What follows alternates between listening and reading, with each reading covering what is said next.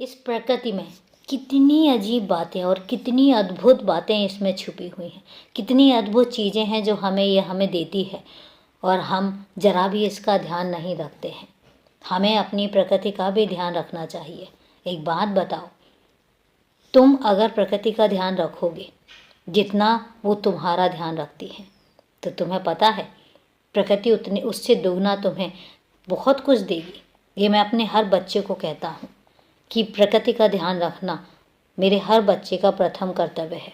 पेड़ पौधों का, जीव जंतुओं का, क्योंकि हर एक जीव जंतु किसी ना किसी मकसद के लिए इस धरती पर आते हैं। कोई ना कोई मकसद मैं उनको देता होता हूँ, चाहे वो छोटी सी चींटी ही क्यों ना हो। हर एक मकसद लेकर आती है। एक मक्खी अपना मकसद लेकर आती है, एक मच्छर अपना मकसद लेकर आता है। ऐसा नहीं है, बिना मकसद के इस धरती पर कोई भी पैदा नहीं होता है।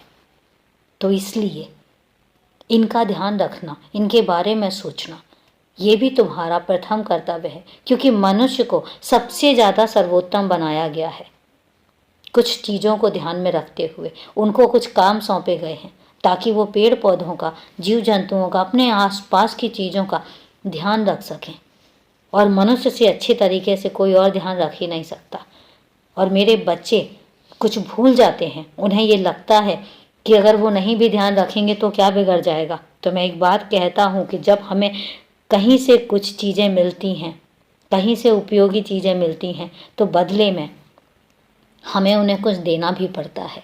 अगर वो तुम्हें सांस लेने के लिए हवा देते हैं, जीवन को जीने के लिए हर एक चीज़, फल फूल सब्जियां सब मिलती हैं, तो बदले में उनका ध्यान रखना, बदले में उनकी परवाह करना मेरे बच्चों का भी कर्तव्य है। इसलिए अपने कर्तव्य को मत भूलो। अगर अपने अधिकार पसंद हैं तो अधिकारों के बारे में पता होना चाहिए, लेकिन साथ ही साथ अपने कर्तव्यों के बारे में भी पता होना चाहिए। उनको कभी मत भूलो। और अगर तुम नहीं भूलोगे तो देखना ज़िंदगी बेहतर नहीं बेहतरीन होगी। तो अभी के लिए शुभ रात्रि मेरे बच्चे।